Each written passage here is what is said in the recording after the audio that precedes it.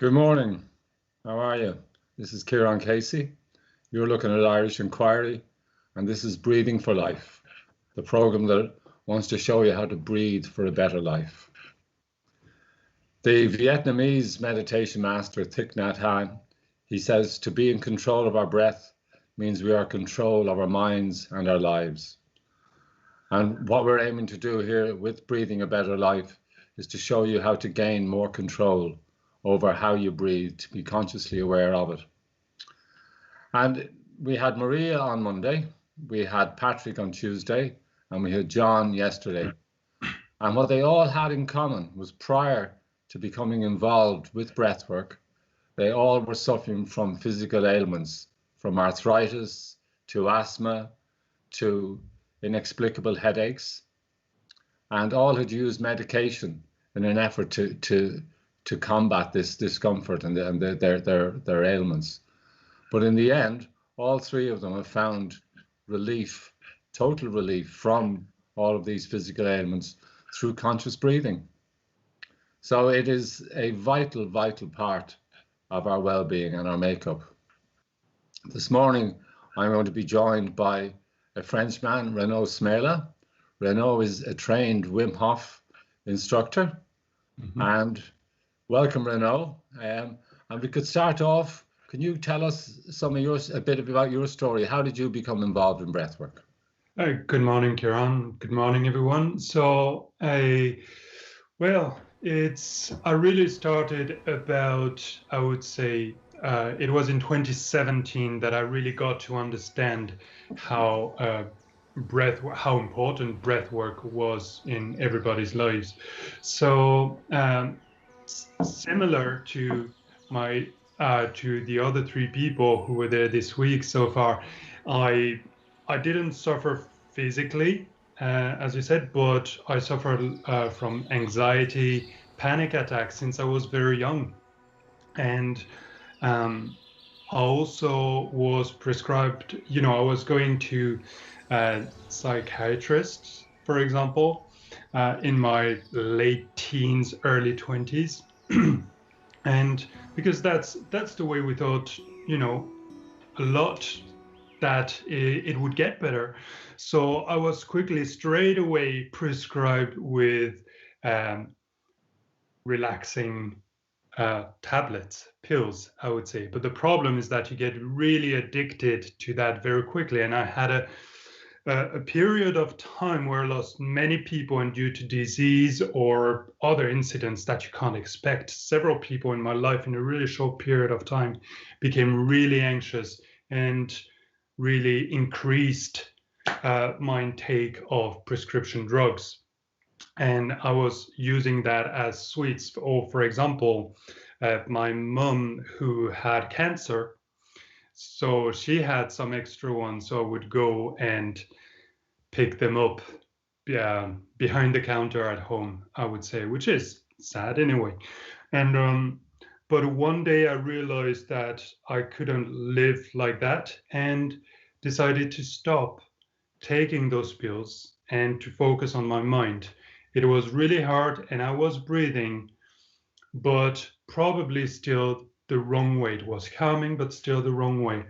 And I also work in a company that is great, but I have deadlines, there are people, there's life happening all the time. I have meetings and all those things that many people can relate to. And I was getting sick all the time. I started more sports, but I was still getting sick all the time. And people gave me more antibiotics. Doctors kept giving me more antibiotics. And basically, I was tired of it. So I looked online. I wanted to look on Google at first, but very often when you look on Google, you search for something, you've got like a headache, and basically it's going to tell you that you're going to die. So I went to the second best option, which is YouTube, in a way, and I bumped into Wim Hof, and I thought he was amazing.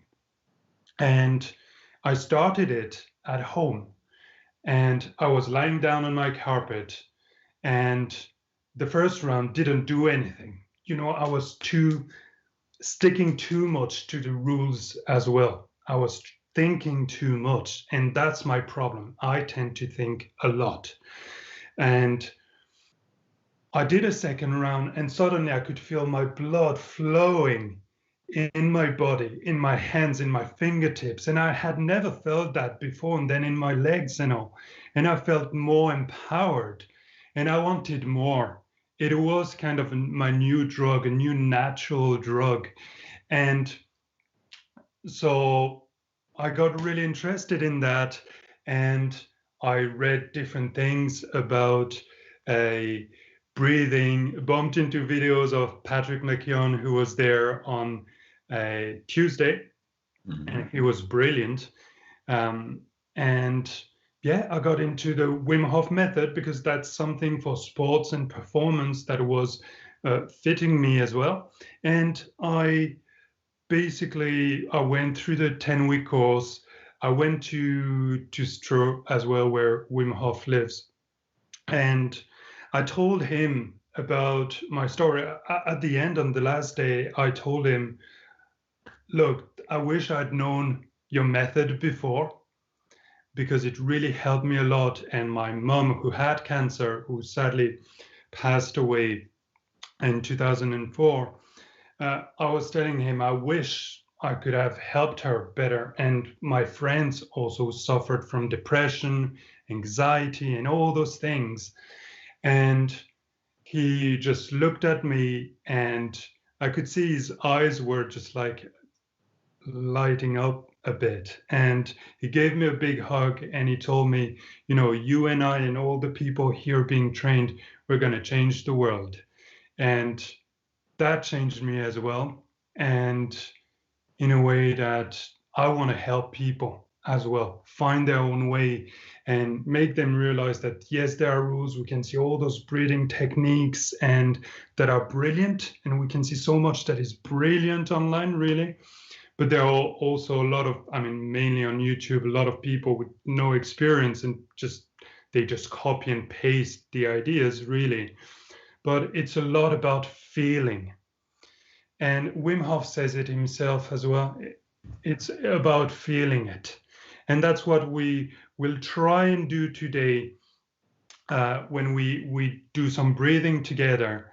I'll talk about some of the techniques that I use that are well known and that I use in my everyday life. For example, if I'm in a meeting or anything, even while watching TV or at a dinner with people. I mean, whenever we're able to go for dinner with people again.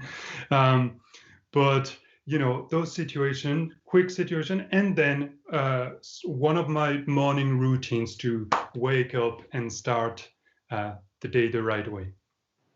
Very good. I mean, when you found Wim Hof, what were you looking for specifically? What did you have a thought, a question in your mind, or was it a complete accident? Basically, it was how to not get sick. I wanted natural ways to not get sick anymore all the time. And it was with my sinuses mostly on the right-hand side. And I knew it was coming. It was taking my head, and I knew it was tingling the first day, second day sore throat, and then the first thing that doctors would do, and maybe I'm not blaming them either, that's their job, but it was giving me tablets or antibiotics. And since I started the breathing, I've not taken antibiotics. So I bumped into that video. I can't remember the name of the guy. Even Carmichael, something like that. And the video was how to never get sick again. And I saw some clips of Wim Hof. He had met Wim Hof.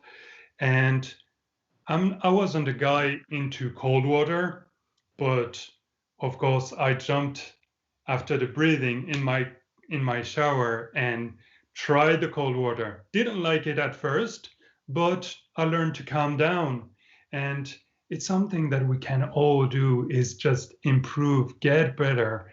It's not always easy at the start, but then, I don't know, it gets there and gives you so much energy, so much life. And I have to agree with you, because I was always a fan of hot baths and warm showers. But now, since for the last 10 days, the first thing every morning before I even do the breathing, I step into the shower, and you learn to embrace the cold, and it is invigorating. It wakes you up. It slows your heart rate down. I'm delighted that I found this. And you don't have to do it too long either. I mean, one of the questions that is asked, maybe we talked about it before, but like, can I start with cold? I mean, very often it's do the cold at the end, but often start with cold, shower with warm water, and then go back to cold at the end. And I find it easier the second time. So I would definitely encourage people to play with that, play with your body in a natural way. And you can feel like it's cold. You can analyze what's happening. How do you feel in your head, your body, your heart rate? Try to slow it down, get better, feel better.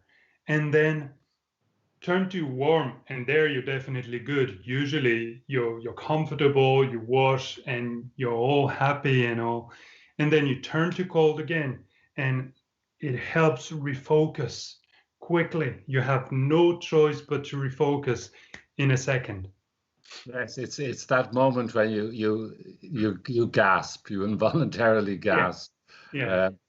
An interesting point that's arisen from all of these conversations that I've been having is the fact that the medical science does not yet recognize the value of controlled breathing, and it has not entered into mainstream medicine.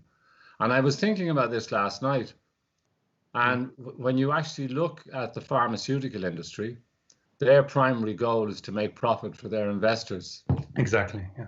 So, and in my opinion, they control the general medical industry, right? They tell doctors what's new, what to do, what not to do. So it's not unusual. It's not peculiar, really, that breathing, a technique that which has allowed you to come off all of these medications. So you have reduced profits for the pharmaceutical company.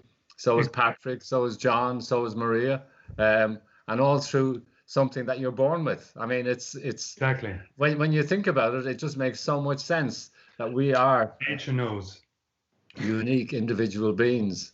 I tell you, we'll have just one more bit of chat, but before we do that, Renaud will be giving you all a demonstration. So if anybody wants to join in that demonstration, you can go to the comments where you'll see a pinned comment with a link in it, or in the video description under the screen here, there's also another link.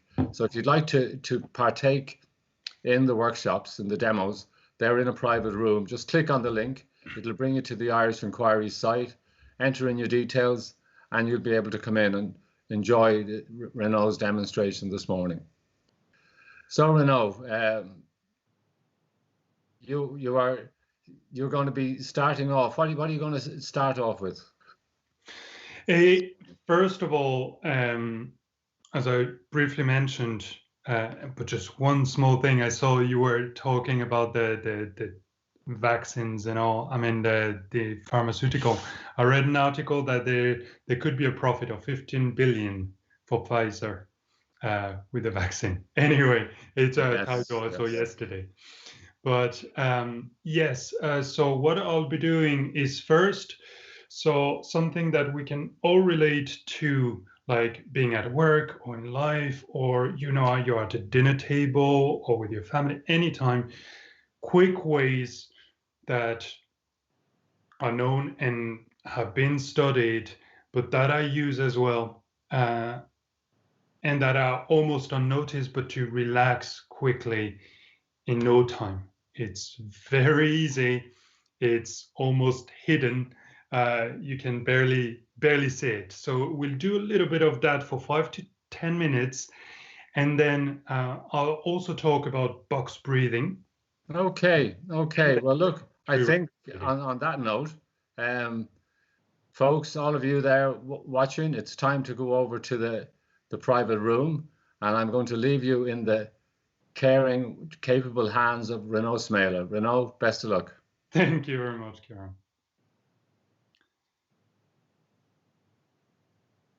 Cool. So I'll see. I hope everyone can see me or hear me. So thank you for being here and being connected, really. I mean, every day I hope you find some great tips and